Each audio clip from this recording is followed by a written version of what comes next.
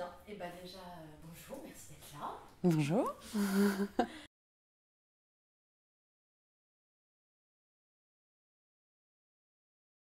D'accord, donc je m'appelle Sandrine Roudot, j'ai 2 filles, une de 22, une de 19.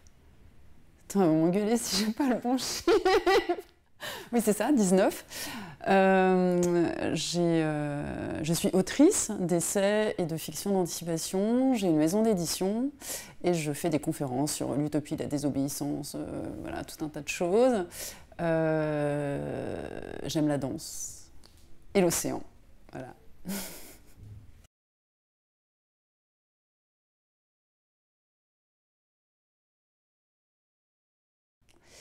Alors, le parcours a été assez sinueux. C'est un truc assez classique, hein, je pense.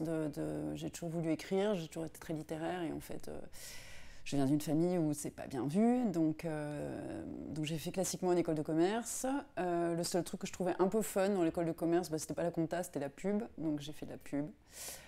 J'avais envie de donner des rêves aux gens. Imagine le truc dans la pub. Sauf qu'à un moment donné, bah, je me suis rendu compte que c'était des rêves qui étaient des rêves en fait totalement inventés, fabriqués, et qu'en fait j'étais en train de pourrir. Alors bon, en fait je vais zapper très très vite, mais j'étais cette réflexion donc de bifurcation finalement de la pub. Elle m'est venue quand je suis devenue maman. Et donc là en fait je me suis rendu compte très très rapidement. On pourra en reparler après si tu as envie. Je me suis rendu compte assez rapidement que j'étais en train en fait, de pourrir la planète de mes filles qui étaient en train de naître. Je m'en suis rendu compte après, et probablement que c'est mon lien, enfin notre lien à la nature, parce que je suis avec, en fait, tout ce que je fais, je le fais avec la personne avec qui je vis aujourd'hui. Et on était déjà ensemble à l'époque, et on était, on va dire, au sommet de ce qu'on appelle des carrières. Au début, mais quand même, dans des belles carrières, parce que moi j'étais dans la pub, on promettait un bel avenir. Et Yannick, lui, était journaliste. Et en fait, on est parti de Paris parce qu'il y avait une place qui se libérait, enfin, qu'il pouvait avoir à Europe 1. Et on s'est dit, en fait, non, mais si tu prends cette place à Europe 1, on partira jamais de Paris. Donc là, personne n'a compris cette espèce de truc un peu bizarre. Et je pense qu'on a très vite su que on pouvait se faire happer par des boulots assez flatteurs, par une vie assez intense, et que bah, l'océan nous manquait trop et qu'on ne voulait pas avoir d'enfants à Paris en plus. Donc voilà, donc on est parti assez tôt.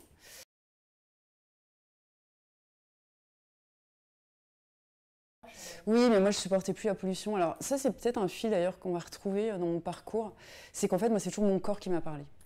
Et je devenais allergique. Je devenais allergique à la pollution, je devenais allergique, je me renfermais sur moi-même. Et il y a un moment donné où j'ai commencé à avoir des problèmes de genoux, des problèmes.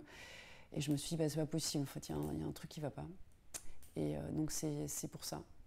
Donc je dirais c'était une évidence.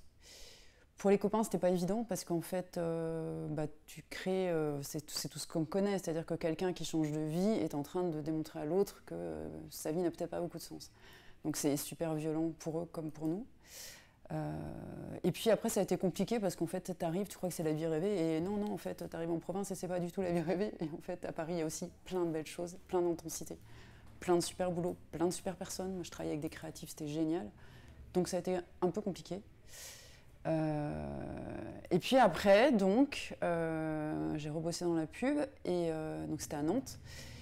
Et donc je suis devenue maman, et du jour au lendemain, alors moi je disais j'ai mal au monde. Il n'y avait pas le mot éco-anxiété, marchait pas, enfin n'existait pas, parce que c'était en 2001, en tout cas je ne savais pas. J'ai pas trop su tout de suite ce qui m'était arrivé. C'est pas violent en fait, c'est pas du jour au lendemain.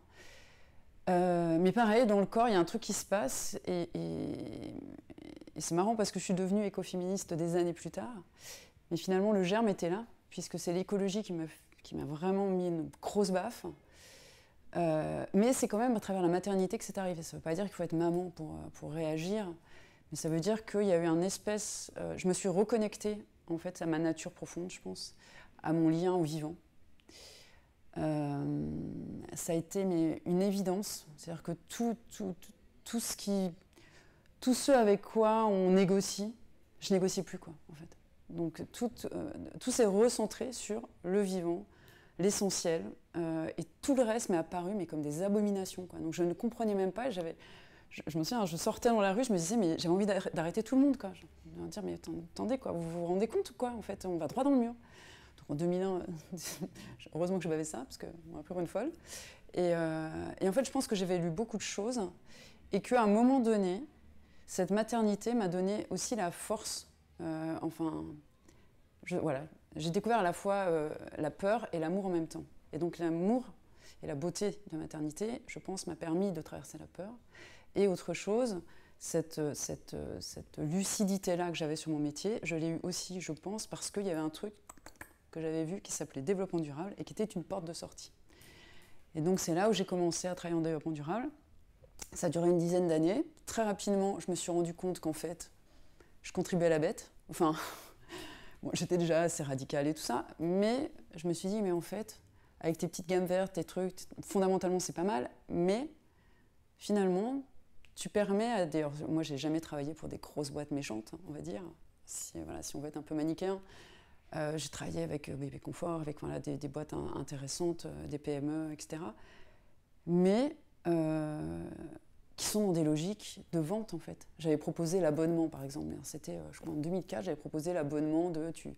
D'abord, tu as un landau, et puis quand ton enfant grandit, tu le rends, et puis du coup, tu as une poussette à son âge, etc., etc. Sauf que pour eux, à l'époque, c'était, mais attends, tu nous coupes voilà, ce qui fait vivre la société, et ce que je peux comprendre aussi. Je me suis dit, bah, pendant ce temps-là, les gens qui sont vraiment en train de réinventer le modèle, moi, je les freine, parce que je permets à ces boîtes-là d'être encore là. Donc il n'y avait pas un côté moral, je ne le voyais pas d'une manière morale, mais en tout cas, je savais très bien, j'avais compris que je n'étais pas du bon côté. En tout cas, pas celui qui me correspond, parce que je suis plutôt quelqu'un de radical, que pour moi, l'évolution de cette planète, c'est viscéral chez moi. Donc voilà. Et il s'est passé, après, comme la vie est bien faite, il s'est passé plein de choses qui font que... D'abord, j'ai arrêté d'écouter la radio. C'était en 2012. La deuxième chose, c'est... Ah ben j'en pouvais plus, en fait. Enfin, j'écoutais, et donc c'était élection présidentielle. Donc ça, c'est pareil, c'est des temps suspendus, ce que j'appelle des temps suspendus. Et en fait, je crois qu'on se transforme dans les temps suspendus, quand on arrête d'être sur le petit vélo. Et que du coup, et qu'on est obligé d'être sur le petit vélo, et c'est compréhensible, parce que si tu arrêtes, tu tombes du vélo. Voilà. Et donc si tu n'as pas préparé la chute, c'est costaud. Et donc il y a la maternité qui est un temps suspendu pendant lequel tu as un congé maternité qui te permet de regarder tout ça, mais qu'est-ce que je fais en fait élection, c'est pareil, il y a toujours une espèce de recul de c'est quoi le projet de société, qu'est-ce que ces gens ont à nous raconter.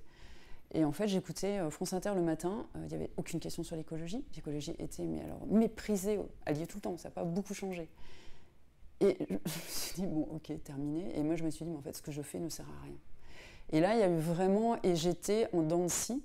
Et donc, Yannick, mon mari, il m'a dit, mais en fait, c'était un jour, tu as la patate, et tu dis, ouais, regardez, il y a ça, telle initiative, tel machin. Et le lendemain, tu es au 36e dessous, et tes filles, elles te voient comme ça, en fait. Donc, il y a un moment donné où ce que je transmettais, j'avais pas envie de transmettre ça, en fait. Et surtout, je me suis dit, il faut que je sache si on va s'en sortir, sinon j'arrête. Et donc, j'ai décidé de réfléchir à la question. Est-ce qu'on va s'en sortir? Et la vie étant bien faite, ce qui s'est passé aussi, c'est que Yannick, on a commencé à travailler ensemble. C'est un homme. J'ai commencé à découvrir le patriarcat, non pas à cause de lui, mais que du jour au lendemain, en fait, je suis devenue la femme de. C'est-à-dire qu'on le demandait, lui, pour les conférences, et même des gens pour lesquels j'avais travaillé depuis des années, et le développement durable, c'était moi. Enfin, voilà, c'était moi qui avait vraiment... J'étais un peu précurseur sur le sujet. Donc ça a été un peu violent aussi, et c'est là où Yannick m'a dit, enfin, les gens sont bêtes, donc si tu veux reprendre de l'autorité, écris un livre, tu as toujours voulu écrire, et puis justement, tu veux réfléchir à cette question-là, vas-y, fais-le, arrête-toi et écris. Et en fait, ça, c'était super important, parce que j'ai eu, et je pense que beaucoup de gens ont ça, j'ai failli faire un master développement durable à ce moment-là. Donc là, qui est typique du truc de j'ai besoin de reconnaissance, quoi. J'ai besoin d'un label. Ah, mais c'était hallucinant. Je pense qu'aucun homme ne fait ça. Et c'est là où Yannick m'a dit, mais en fait, t'en sais 15 fois plus que les gens qui vont te donner des cours. C'est complètement aberrant. Tu l'expérimentes, tu l'as monté, voilà. Et en plus, j'avais pas de chapelle, donc vraiment, j'étais assez fortiche sur ce sujet-là.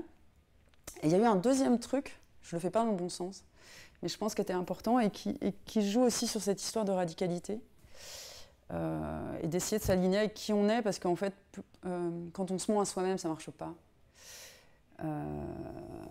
Tu sonnes faux, parce que t'es pas dans ton axe, donc tu sonnes faux. Donc en fait, tu rayonnes pas. Donc en fait, tu travailles avec personne.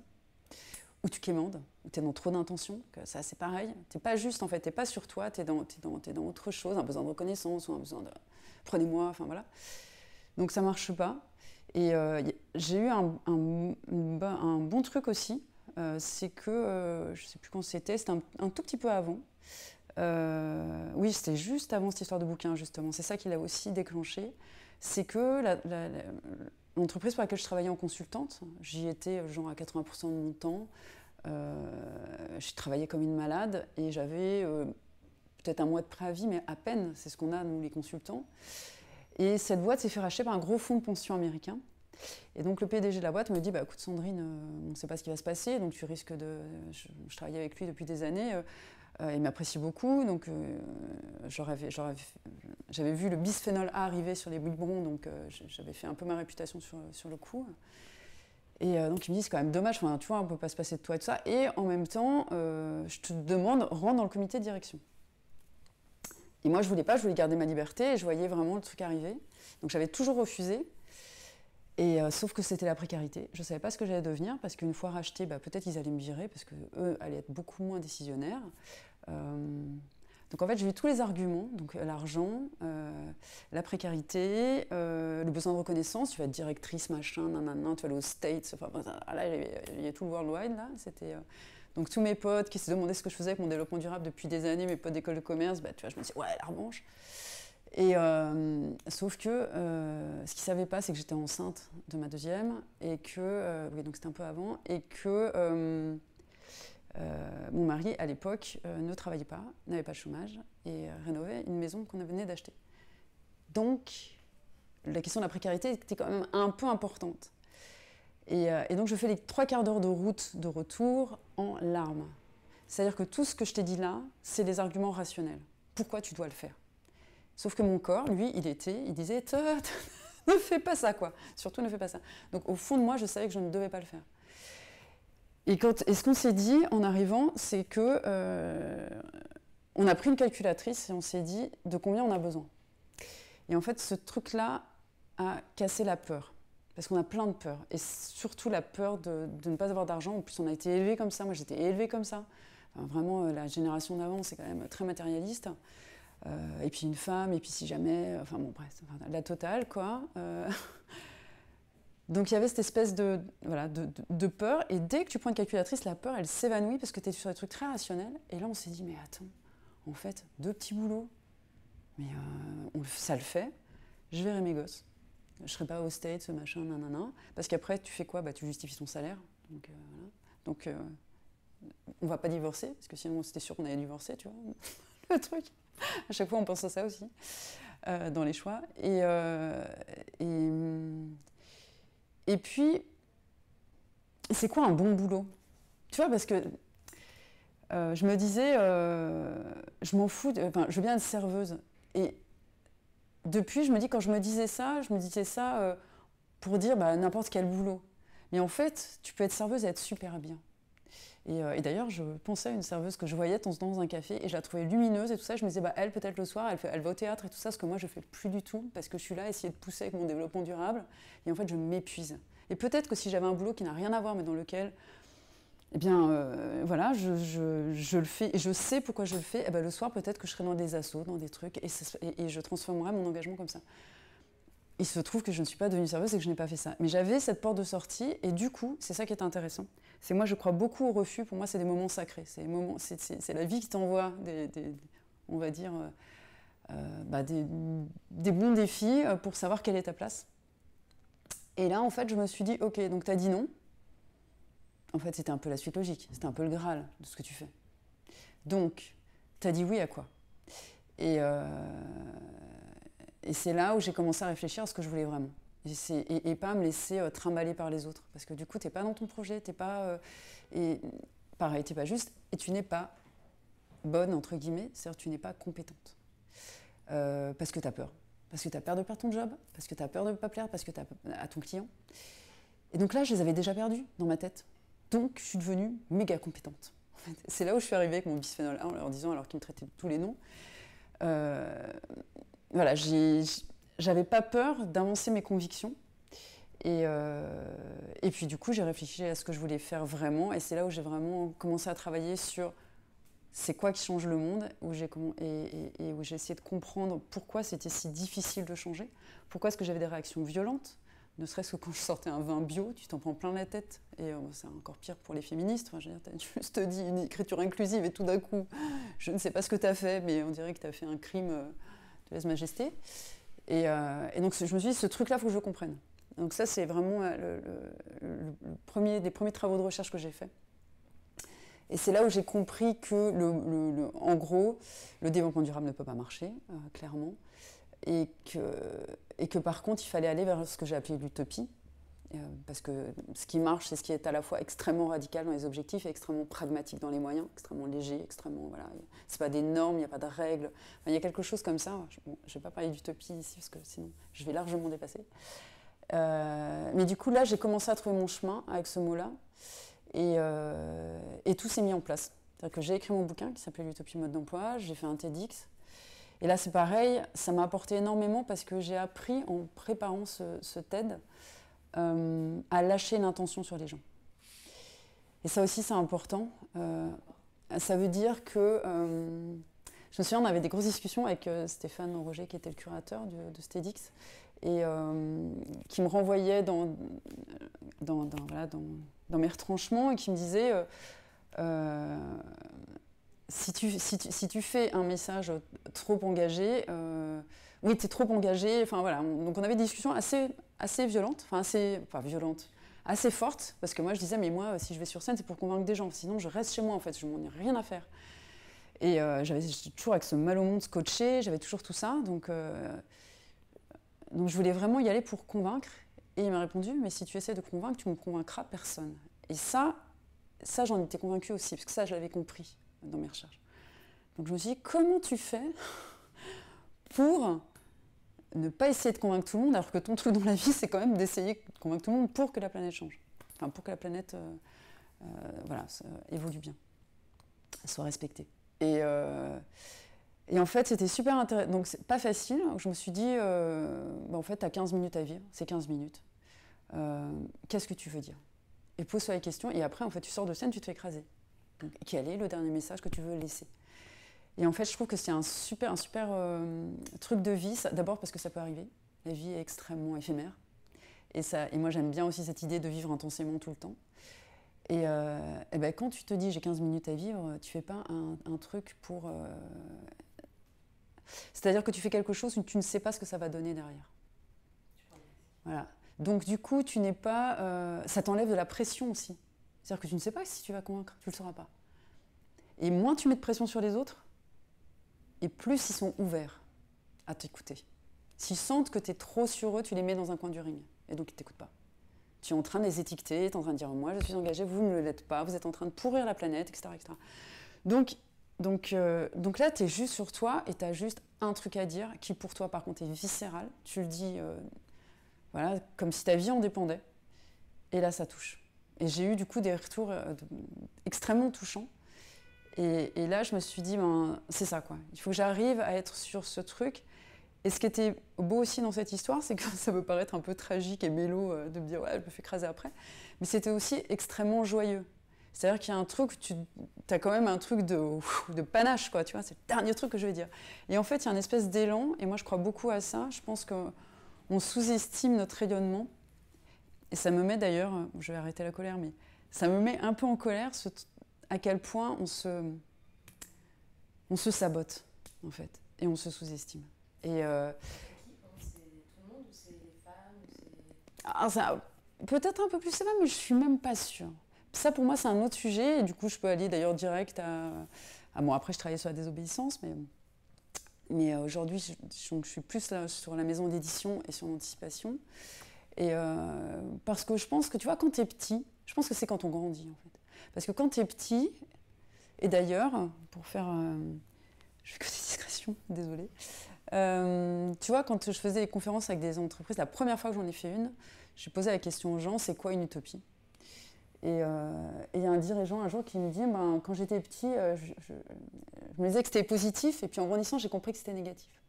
Ben, c'est typique. En fait. C'est-à-dire que l'utopie, c'est rêver grand.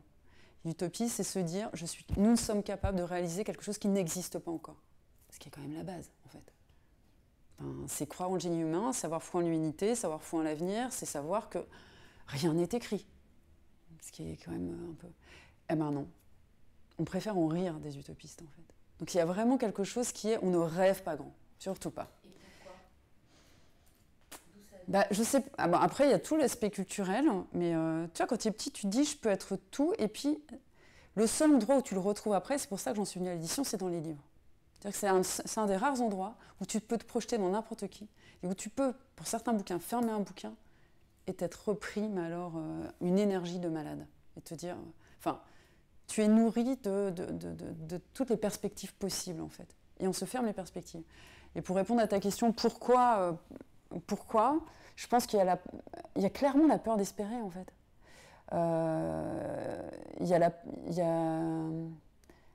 Notre culture fait une culture de pense petit, pas de rêveur grand, en fait, et de rêveuse grand. C'est vraiment... moi, j'ai entendu toute ma vie, t'es trop engagée, t'es trop passionnée, t'es trop rêveuse, t'es trop idéaliste, t'es trop... voilà. Mais trop quoi, en fait? T'es jamais trop gris, hein. T'es jamais trop moyen, t'es jamais trop prudent, tu vois. Et je sais plus si c'est, comment elle s'appelle? Bref, c'est une réalisatrice qui disait ça. Je trouve ça très juste. Elle dit on parle toujours de la violence du fleuve, on ne parle jamais de la violence des berges qui le contiennent. Et moi, j'avais vraiment cette impression-là. Et depuis que je travaille sur l'utopie, je me rends compte à quel point ça ouvre des choses chez les gens. C'est-à-dire que tout le monde est un utopiste au fond. Sauf que personne n'a envie d'être traité d'utopiste. C'est-à-dire qu'on est tous à se dire, nous rêvons de quelque chose qui n'existe pas encore parce que nous trouvons que dans ce monde, il y a des choses qui doivent changer. C'est rien plus que ça, un utopiste, en fait. Et c'est quelqu'un qui croit quand même qu'il peut y faire quelque chose. Et ça, c'est une grosse différence. Et après, pourquoi il y a aussi... il y a aussi ce qu'on nous apprend, tu vois, après avoir travaillé donc, sur les utopies, je me suis dit, ok, alors qui change le monde? Qui sont ces utopistes? Et là, je me suis rendu compte que c'était 2 à 3% de la population. Les résistants, c'était 2 à 3%, les suffragettes, c'était 400 dans le Parlement britannique. Tu les prends tous, la religion catholique, c'était une secte à l'époque, avant de devenir ce que c'est. Donc voilà, et tout est comme ça. Et en fait, le monde change avec une minorité de gens, mais surtout une minorité en marge. Ce ne sont pas les gens qui ont beaucoup à perdre qui font changer les choses. Donc il y a ça aussi. Et ça, c'est le deuxième sujet que j'ai étudié, c'est notre rapport à la désobéissance. C'est-à-dire désobéir par rapport aux normes culturelles actuelles, désobéir par rapport au consensus apparent, désobéir par rapport à la loi de la majorité, désobéir aux lois si c'est nécessaire, pour une question de légitimité. La loi humaine, la loi de l'humanité, des humanités, la loi du vivant, qui est au-dessus des lois des hommes. Et des femmes un peu, mais enfin, bon, on n'a pas fait beaucoup.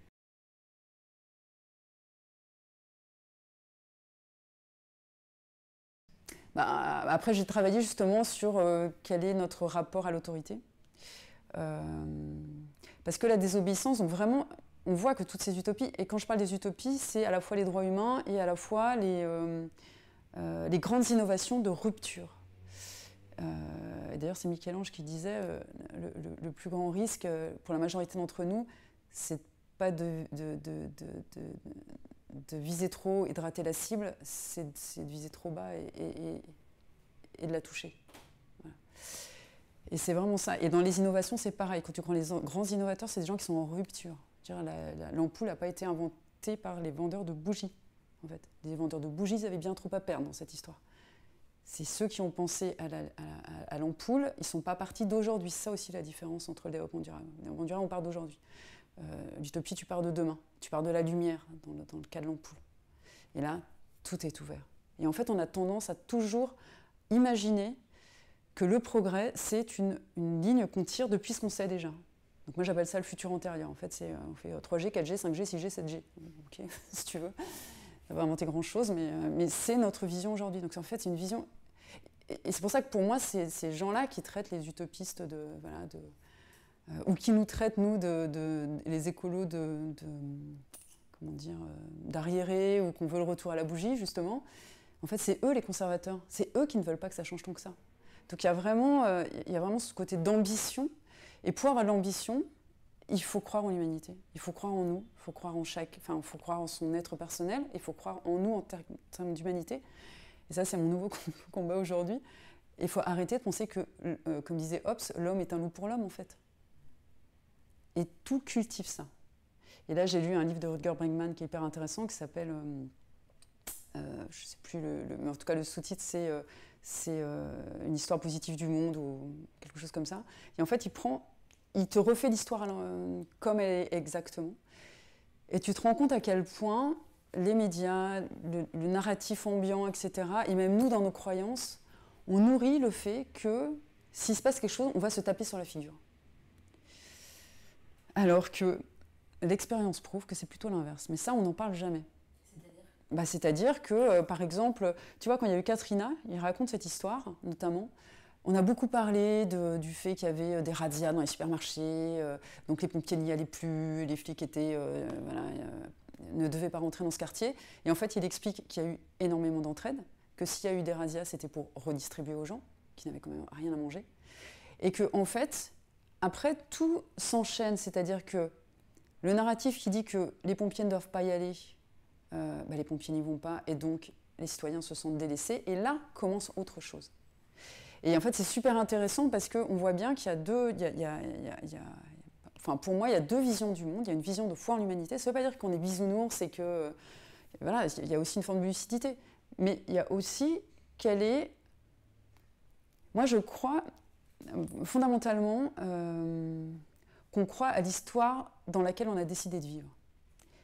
Et là, il y a un vrai sujet entre les deux. C'est-à-dire que si tu as décidé de croire en l'histoire de l'humanité qui se tape sur la figure, bah, tu tapes sur les figures. Et puis tu as peur, et puis Enfin, ça développe tout ce qu'on n'aime pas, la peur de l'autre, de la différence, on attaque alors qu'il y a quand même des sujets un peu plus importants, etc. etc. Ça nous fait de la diversion. Alors que si tu es sur le sujet de l'humanité, enfin, il suffit de se balader dans la rue et de sourire. Je peux dire que dès que tu souris et que tu dis bonjour, les gens te disent bonjour. Dès que tu demandes ton chemin, les gens sont ravis de te donner ton chemin, parce qu'on ne se le demande plus. Et il y a tout un tas de trucs qui nous a, qui nous a coupés de ça et de cet élan vers l'autre. Et c'est pour ça que moi, j'ai monté une maison d'édition aussi, et qui est l'édition où justement on s'est dit, en fait, dans cette histoire, la fiction est aussi importante. J'ai parlé des médias, mais en fait, la fiction est extrêmement importante. Et il y a, par exemple, Rutger Bregman en parle de ça, il y a un livre pour enfants dans lequel, c'est pareil, on raconte... Il y a des enfants, pareil, qui sont sur une île déserte et qui finissent par tous se taper sur la figure. Et en fait, c'est pas anodin, tous ces trucs-là. Et aujourd'hui, je me suis rendu compte que finalement, tout ce qu'on lisait, tout ce qu'on voyait comme série, comme... je ne donnerai pas de chiffres, mais je dirais à 80-90% peut-être, c'est soit dystopique, effondrement, culture du viol, clairement, ça continue. Alors oui, on peut se dire, ça dénonce. Déjà, il y a plein de gens pour dénoncer, donc ça, c'est vachement bien. Mais l'étape d'après, parce qu'on reste, c'est-à-dire qu'on reste les dominés. On reste dans la catégorie de ceux qui ne s'en sortent pas, quand même. Et puis, c'est encore là, en fait. Et des récits où tu as des citoyens qui font basculer le monde du côté lumineux, où tu as des gens qui s'entraident, où ça ne sera pas forcément comme ça. Enfin, voilà, parce qu'on nous prédit plein d'enjeux terribles, mais il peut se passer des tonnes de choses. Enfin, l'histoire a bifurqué tout le temps. Il y a des grains de sable dans la machine, je peux t'en raconter plein. Le Covid en était un, mais il peut y en avoir des tonnes. C'est-à-dire que 80% des terres rares, par exemple, viennent de Baotou. Alors les terres rares, c'est tout ce qu'on a dans nos électroniques. Donc il y en a partout. Donc le jour où on n'a pas de terres rares, on n'a plus rien, en gros. C'est dans les TGV, c'est partout. Et à 80%, ces trucs-là viennent de Baotou, qui est en Mongolie intérieure. Plus, si tu rajoutes ce que la Chine possède en Afrique comme mine, etc., ils doivent avoir 90%. Le jour où les Chinois disent, bon écoutez, en fait le marché intérieur, ça va nous suffire, je ferme les robinets, on fait quoi? Ben rien en fait. Donc, tu peux te dire, ouais, c'est la dystopie. Moi, je me dis, waouh, super, en fait. Ça nous règle un gros problème d'écologie, quelque chose de bien. Et l'expérience prouve que quand il se passe quelque chose, on peut trouver des solutions. C'est mieux d'avoir les scénarios avant. C'est pour ça qu'on fait de la fiction, pour donner des pistes de scénarios.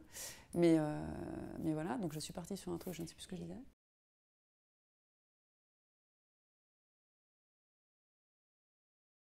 Alors, moi, on peut me traiter de Alors de moins en moins de bisounours d'ailleurs, mais on me traite aussi bien de radicale, au sens négatif du terme, alors que pour moi c'est un mot que j'ai... Enfin tu vois, c'est la première phrase de mon livre sur la désobéissance, je deviens radicale. Donc tu vois, j'étais vraiment là-dessus en 2016. Et pour moi, c'est revenir à l'essentiel. Donc j'ai aucun problème là-dessus, mais on peut me traiter des deux, quoi. Le seul truc, c'est que tu es juste en train de bouger le statu quo. Mais oui, l'idée, c'est pas de dire, en fait, le pessimisme, comme l'optimisme béat, c'est de la résignation. Non, évidemment que ça va pas changer. C'est pour ça que moi je parle d'espoir radical. L'espoir radical, c'est l'espoir déterminé. C'est pas l'espoir comme ça, youhou, tout va bien se passer. Bah non, tout va pas bien se passer, non. Ou l'homme s'en est toujours sorti. Non, c'est pas ça le sujet. Le sujet, par contre, c'est... moi je crois, et la physique quantique le dit aujourd'hui en plus, c'est que l'intention qu'on porte sur le monde, chaque acte qui est fait, a des répercussions. Et il y a plusieurs scénarios, alors ça c'est pareil, il faudrait en parler pendant 1 heure, mais il y a plusieurs scénarios qui sont en parallèle, qui sont en compétition, entre guillemets, et chacun de nous, dans nos actes, on nourrit plus ou moins un scénario. Et à un moment donné, quand on aura tous nourri un autre scénario, peut-être qu'il va pouvoir émerger et rentrer dans la matière.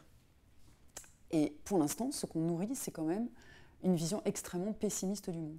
Et par exemple, tu vois, je cherche, j'arrête pas de demander à mes libraires à chaque fois, est-ce que vous avez des romans imaginaires, mais tu vois, positifs, quoi, on va bien s'en sortir et tout va bien se passer. Mais j'en trouve quasiment pas. C'est pour ça qu'on a monté cette collection-là. Et même, tu vois, j'ai lu le dernier prix de l'écologie, prix du roman de l'écologie, bah, c'est bien, tu vois, tu as des gens qui partent des villes et tout, ils se retrouvent dans la nature et ils commencent à refaire une communauté, et bah, au bout de 50 pages, ils se tapent dessus. Je me suis dit, mais pourquoi en fait? Pourquoi? Ça veut pas dire que tu peux pas avoir de suspense, que tu peux pas avoir... Enfin moi, j'ai écrit un roman d'anticipation qui s'appelle Les Déliés, tu traverses des doutes en fait. Tu peux avoir du suspense, ça veut pas dire que c'est niais. Enfin, je veux dire, on se renie, on cherche, on peut trahir des vieilles loyautés, on est sur des chemins persévérants et c'est aussi beau. Enfin moi, je suis très touchée par la faiblesse humaine, parce qu'en fait, la soumission à l'autorité que j'ai étudiée, c'est vraiment la faiblesse humaine. C'est vraiment là où on peut tout perdre, c'est-à-dire on suit la majorité, on suit des ordres complètement débiles, on l'a vu avec le Covid sur tout un tas de choses, on s'est quand même auto-signé des trucs pour sortir moi-même avec mes 2 pieds quand même, enfin c'était quand même costaud comme truc. Là je voyais Hannah Arendt, enfin je voyais tous ces trucs-là arriver, c'était assez drôle. Donc voilà, c'est quand même, je pense, quelque chose... Et en même temps, je trouve ça fascinant, c'est-à-dire qu'il y a des gens qui sont capables, et il n'y a pas les désobéissants de toujours, et les moutons de toujours. C'est-à-dire qu'il y a des endroits sur lesquels on désobéit un peu, on commence. Il y a des moments où on a accepté, et puis tout d'un coup, paf. Et je trouve ça extrêmement beau. C'est-à-dire que pour moi, à chaque fois que je vois quelqu'un prendre sa place dans le monde, et pour moi, prendre sa place dans le monde, c'est s'affranchir. Donc s'affranchir des normes, s'affranchir du regard des autres, s'affranchir du regard de sa famille, de sa corporation, de son propre regard. Et bien ça, à chaque fois, et pour moi, c'est ça des beaux romans. C'est pas forcément que tout va bien se passer, mais c'est de voir des gens persévérants qui sont en train de créer une histoire et d'essayer de la changer, quoi, et de ne pas l'accepter.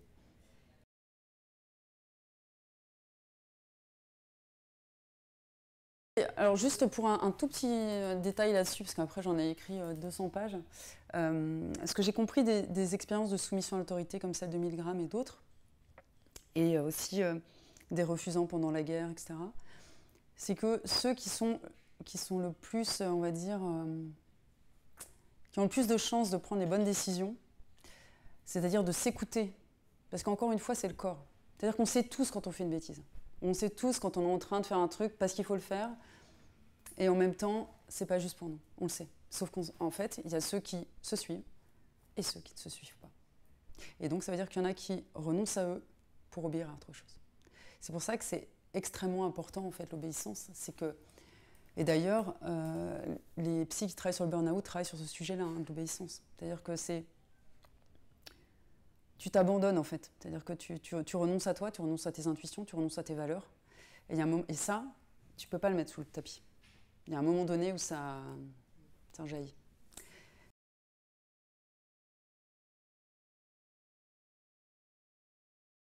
Bah, y a justement ce truc de la boule dans la gorge, mal au ventre, enfin voilà, tous les trucs psychosomatiques, c'est juste notre corps qui est en train de nous dire qu'on renonce à nous-mêmes.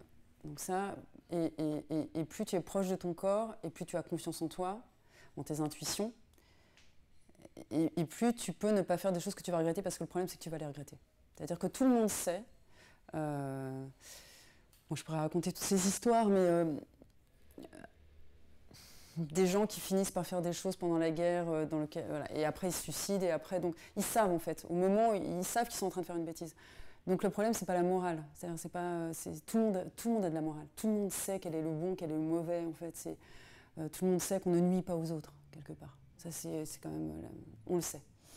Et après, cette confiance en son intuition, elle vient, pour ceux qui connaissent bien leur corps et qui l'écoutent, ça c'est super important. Donc tout ce qui est corporel, la danse, enfin voilà, qui te permet aussi, ce sont aussi des temps suspendus où tu coupes le mental, parce qu'en fait le mental passe son temps à nous expliquer pourquoi on va faire une connerie. Enfin, à nous rassurer sur le fait que non, on va pas faire une connerie. Et ça, c'est impressionnant. Par contre, le corps, mais alors c'est boum, quoi, c'est extrêmement implacable. Et effectivement, quand tu arrives à couper le mental, ben là, réémergent des choses. Donc effectivement, méditation, danse, tout ça, ça peut servir. Moi, je trouve ça intéressant aussi, alors juste pour la confiance aussi, un autre point, c'est que ce qu'on observe, c'est que ceux qui ont le plus de chances de s'obéir, plutôt que d'obéir à des trucs absurdes, ce sont les gens qui ont une éducation assez peu autoritaire. Ça ne veut pas dire que ceux qui ont une éducation autoritaire ne sont pas capables de désobéir. Moi, j'ai une éducation plutôt autoritaire. Mais j'ai vraiment cheminé jusqu'à ce truc-là. Ça a été ça a été le parcours de ma vie, je pense, de désobéir, et j'en suis très contente. Parce que pour désobéir naturellement ou avec extrêmement de facilité, il faut avoir confiance en soi. Et donc, en fait, il faut que tu sois habitué à prendre des décisions par toi-même et pas que ça vienne de l'extérieur. Et que ce qui est bien, ce qui est mal, c'est toi qui le sais.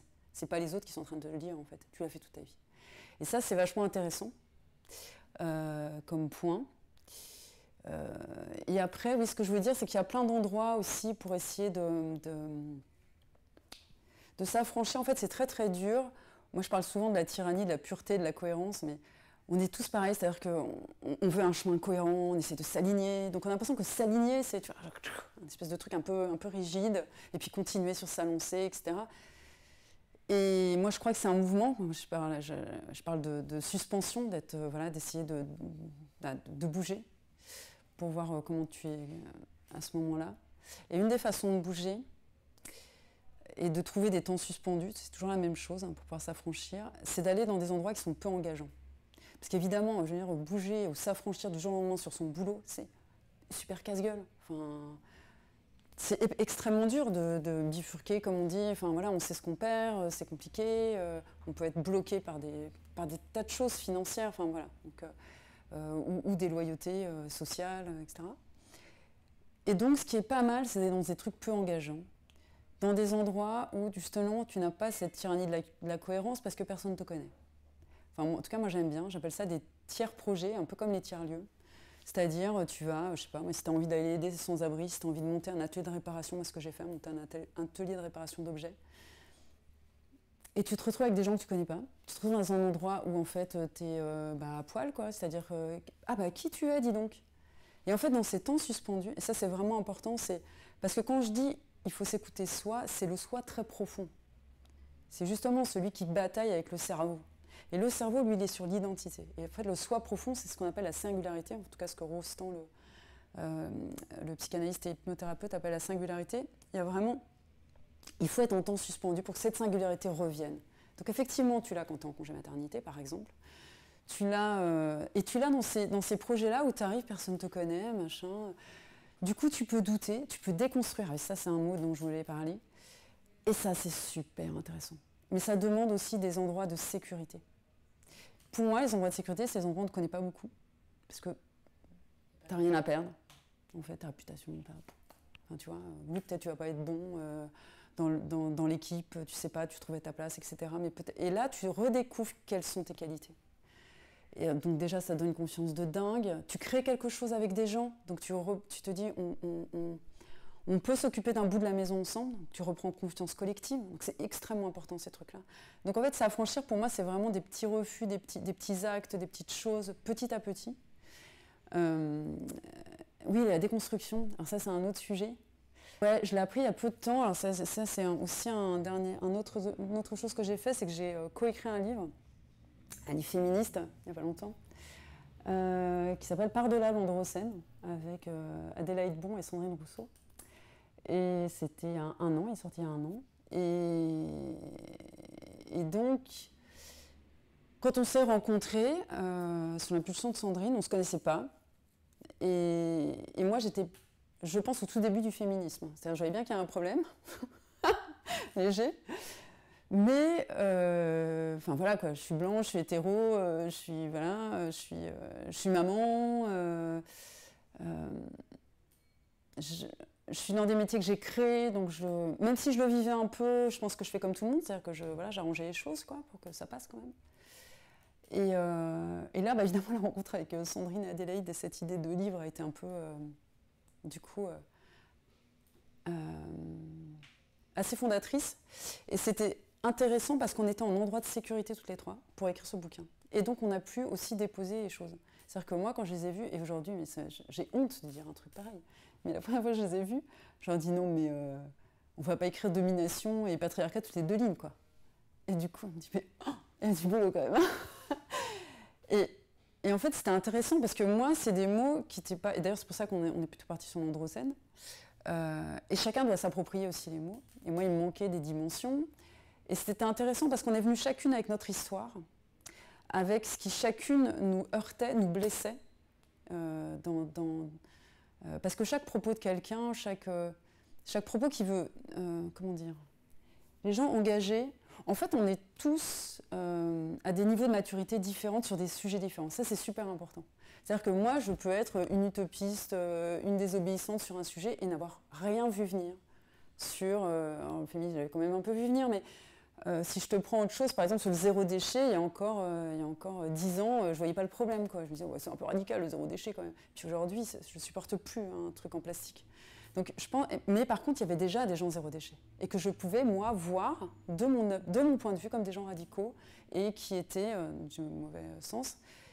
Et pourquoi ? Parce qu'en fait, elles étaient en train de faire quelque chose qui venait me heurter et me blesser. Parce que quand tu dis zéro déchet, ça veut dire que toi qui fais du déchet, en fait, tu pourris la planète. Personne n'a envie d'être celui qui est du côté du mauvais côté. Et donc, il faut bien comprendre que les engagés, et puis en plus, quand on est engagé, on veut que ça change. Donc évidemment qu'on a de l'intention, évidemment qu'on parle et qu'on essaye de faire du prosélytisme et qu'on essaye de convaincre et d'expliquer aux gens. Sauf que si l'autre en face, il n'est pas prêt à entendre, tu le mets dans une position d'inconfort qui est insupportable et son cerveau dissonne. Donc il préfère être dans le déni, dans l'attaque, etc. Et ça, faut bien le comprendre. Et je trouve qu'aujourd'hui, c'est ce qui nous manque probablement, c'est qu'on n'a pas d'endroit de sécurité pour que chacun déconstruise tranquillement les trucs. Et nous, à la limite, on a la chance, c'est qu'on est femmes. Donc, à un endroit, on est en minorité. Donc, on est capable de comprendre toutes les fragilités des autres. Mais moi, je sais, quand on écrivait, on s'est dit... j'ai compris que, effectivement, j'avais plus de chances d'avoir un appart que quelqu'un qui est noir, et même qu'un gars. Voilà. Et je prends cette part de privilège de mon côté. Ça ne veut pas dire que j'y contribue. Et en fait, il y a plein de gens qui ne veulent pas voir parce que sinon, ils ont l'impression qu'on les accuse. Mais c'est pas... Juste reconnais, en fait. 1, tu reconnais. Et 2, tu essaies que ça change un peu. Sinon, voilà, c'est pas très beau. Et c'était super intéressant parce qu'en fait, donc c'est un des mots, d'ailleurs, on a fait 5 accords pour ce livre, Par-delà l'Androcène. Et un de ces 5 accords, c'est déconstruire. C'est-à-dire qu'elles aussi, elles avaient d'autres choses à déconstruire. Et on a tous des zones de construction. Et c'est une pelure d'oignon, c'est-à-dire que chaque jour, je me rends compte d'un nouveau truc que j'ai encore pas compris. Et je me suis rendu compte de plein de choses, du fait que, par exemple, qu'on peut ne pas être en accord avec toutes les décisions de quelqu'un et pour autant être d'accord sur des valeurs profondes. Et que peut-être il faut arrêter d'attaquer quelqu'un sur une phrase ou sur une décision parce que toi, tu ne ferais pas ça. Pour se dire, mais en fait, contre qui on se bat, quoi. Si tu commences à te battre contre les gens qui ont les mêmes valeurs que toi, et peut-être tu n'es pas d'accord sur la marge là-dessus, mais... Voilà. Et peut-être que c'est parce que tu n'as pas déconstruit en plus. Donc, dans le doute... En fait, moi, je me dis aujourd'hui, tu vois, les suffragettes, la majorité des femmes leur crachaient dessus à l'époque. je ne suis pas sûre que j'aurais pas été du côté des femmes qui crachaient sur les suffragettes, en fait. Je n'en sais rien. Et je me dis toujours ça dans la tête, je me dis sur qui je crache aujourd'hui ou sur qui nous pouvons cracher aujourd'hui et dont on aura honte dans quelques années, quoi. Moi j'ai vécu, moi je suis la génération SIDA, tu vois, j'étais vraiment, c'était les débuts, enfin oui, ça fait partie de ma vie amoureuse. Et je me souviens de comment il s'appelait, voilà, d'Act Up, voilà, Didier Lestrade, exactement, dont j'ai lu le bouquin qui est génial. D'ailleurs, c'est un des personnages de mon roman. J'aime bien honorer les gens qui ont été importants.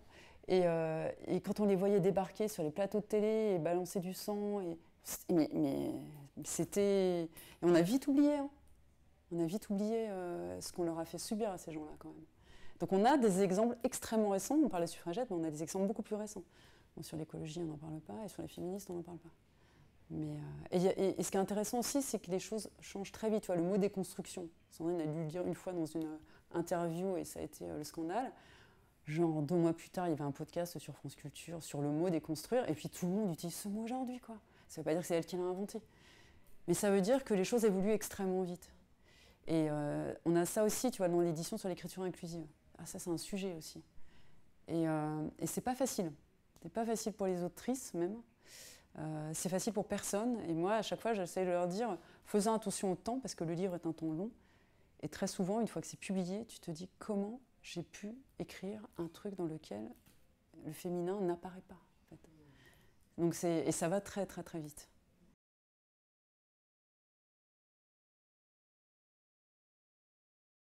Deux choses, pour moi, moi, j'aime pas attaquer les milieux engagés parce que c'est ma famille et parce que je trouve que c'est dur. Je trouve que c'est très dur et que ceux qui les attaquent vraiment, ce sont en fait les gens qui ne font rien. Donc ça, c'est vraiment... ça me peine beaucoup. Et en plus, il y a toute une injonction à la joie qui semble pointer du doigt les engagés qui étaient un peu dans l'aigreur. Tu vois, moi, j'étais dans les manifs anti-Notre-Dame-des-Landes, par exemple.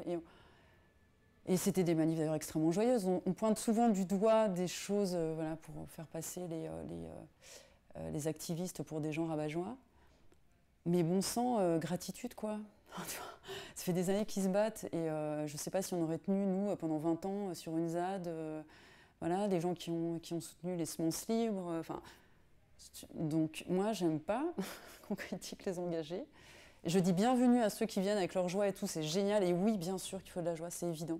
Il faut donner envie, donc c'est sûr. Mais c'est pas facile. Voilà. Donc moi, j'appelle à la bienveillance vis-à-vis de soi-même aussi, c'est-à-dire que parce que du coup, il faut aussi s'autoriser à ne pas être parfait. Tu vois, quand je te dis on n'est pas tous bons sur tout, moi j'ai compris ça, ça m'a fait un bien fou sur une fille qui était venue me voir après une conf et qui me dit ce que tu as dit sur le fait que ça nous soulage quand on commence à être aligné avec son engagement. Elle m'a raconté qu'elle ne supportait pas de voir des migrants dans la Méditerranée et qu'elle avait accueilli un migrant chez elle et qu'à partir de là, ça allait mieux. Et là, j'ai eu une chape qui s'est enlevée de ma poitrine et je lui ai dit bah, écoute, merci parce que tu le fais un peu pour moi. Et moi, je fais d'autres choses pour toi. Pardon. Parce que c'est un sujet qui me fait extrêmement mal au cœur et pour autant, c'est pas le sujet sur lequel je m'engage et pour lequel je fais des choses. Et je me dis, c'est chouette de se dire, on est une grande famille et chacun à notre endroit, on s'occupe d'un petit bout de la maison. Et ça, je pense qu'en fait, c'est ça qu'il faut qu'on comprenne et qu'on arrête de critiquer ceux qui sont en train de s'occuper d'une cause sur laquelle nous ne sommes pas assez mûrs pour comprendre à quel point elle est importante pour eux et à quel point elle est essentielle dans la vie, en fait. Le sujet, c'est juste nous qui ne l'avons pas compris. Et après, on ne peut pas tous non plus porter toutes les causes. Donc c'est très bien, si on est épuisé, bien évidemment. Donc, je trouve que ça, c'est intéressant. Donc il y a vraiment cette histoire d'avoir de la bienveillance. Pour répondre à ta question. Ouais, bah si, j'ai répondu, je crois.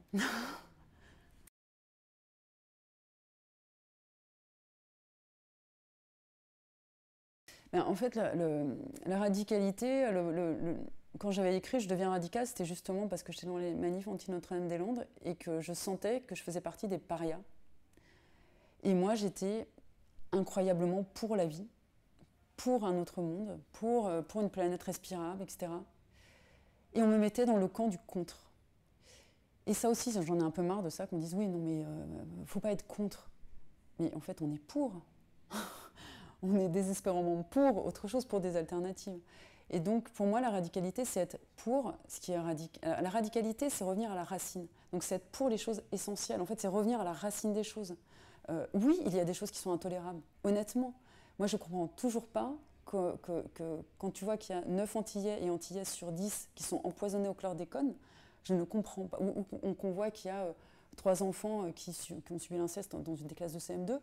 Je ne comprends pas que le monde ne s'arrête pas pour dire « Oh, il y a un problème, en fait ». Et que les sujets, ça va être un bout de robe ou ça va être... Enfin, tu vois, tu te dis, mais... Bon, voilà, ça, c'est revenir à l'essentiel. C'est quoi l'essentiel? L'essentiel, c'est la vie, c'est le respect, c'est la dignité, c'est la liberté, c'est l'amour, c'est la joie et c'est le déploiement des gens. Le reste, enfin, tu vois, c'est ça la radicalité.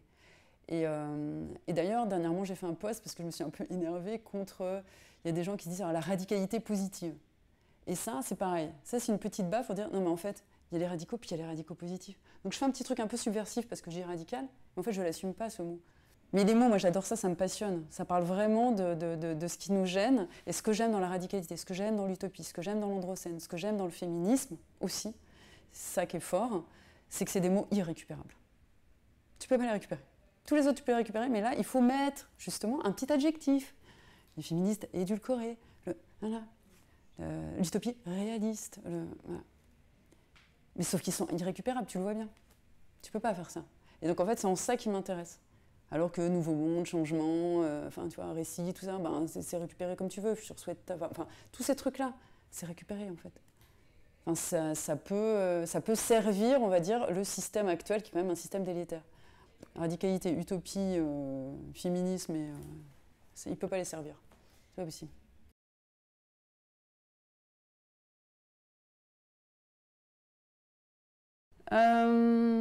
C'est ce que je suis en train de faire en ce moment pour la maison d'édition, c'est nourrir une fiction, alors j'aime pas le mot positif, mais une fiction qui se met du côté lumineux de la force, c'est-à-dire vraiment et de dire aux auteurs, nous avons une responsabilité. Moi, en tant qu'éditrice, j'ai une responsabilité, c'est-à-dire soit je nourris le cynisme, et en fait, il y a une prime sociale, je trouve, une prime au cynisme, au négatif. Tu vois, tout de suite, on dit, c'est niais, quoi, dès que tu es de l'autre côté. Ou c'est pas niais, c'est difficile. C'est effectivement beaucoup plus difficile d'écrire un récit dans lequel tu as des engagements beaux, dans lequel tu peux faire basculer le monde. C'est hyper facile, la dystopie. Hein. C'est très simple. Et puis, la langue est très flatteuse pour la dystopie. C'est comme c'est plus beau un ciel d'orage qu'un ciel bleu, quoi. Tu vois, il y a plus de nuances. Donc ça demande beaucoup plus d'efforts. Et là, tu vois, on a rassemblé une trentaine d'auteurs et d'autrices et on leur a proposé pour un ouvrage qui va sortir qui s'appelle Les Utopiennes, d'écrire. Tu vois, on a imaginé qu'en 2043, le poumon vert serait en Afrique. On a imaginé que les GAFAM n'existeraient plus. On a imaginé que Timothée Parry, qui était ministre du contentement, tu vois, c'était après la décroissance, qu'il y avait un loto des quotas carbone et que ceux qui... il y a les SQF qui sont les sans quotas fixes, qui sont en fait les anciens richoux qui font la queue devant, comme les anciens migrants devant la préfecture, si tu veux. Donc ça peut être drôle, ça peut être féroce, ça peut être, tu vois, simplement tu es en train de créer d'autres normes culturelles sur de quoi on se marre, qu'est-ce qui est beau, qu'est-ce qu'on a envie d'être, quels sont ces nouveaux héros, tu vois, donc, et qui ne sont pas non plus, en plus, le héros habituel, toujours le même. C'était super dur pour eux, mais c'était passionnant, quoi. Et ça, j'ai envie qu'il y ait des auteurs qui rentrent dans ce truc-là, parce qu'aujourd'hui, on en a grandement besoin. Mais oui, mais carrément. Et puis en plus, je veux dire, quand tu finis un livre comme ça, mais t'es remonté comme, tu vois, tu te dis, mais ouais, on va le faire, quoi.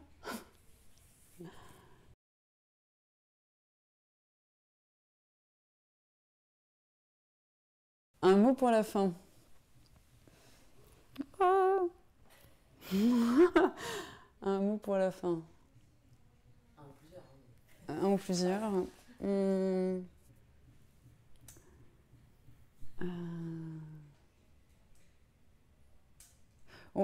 pourrais appeler au soulèvement des imaginaires. C'est-à-dire au soulèvement d'autres mots, d'autres Ouais, d'autres histoires, d'autres envies. Voilà. Je sais pas si c'est un bon mot de la fin. Trop bien. Merci beaucoup. J'aime pas les fins.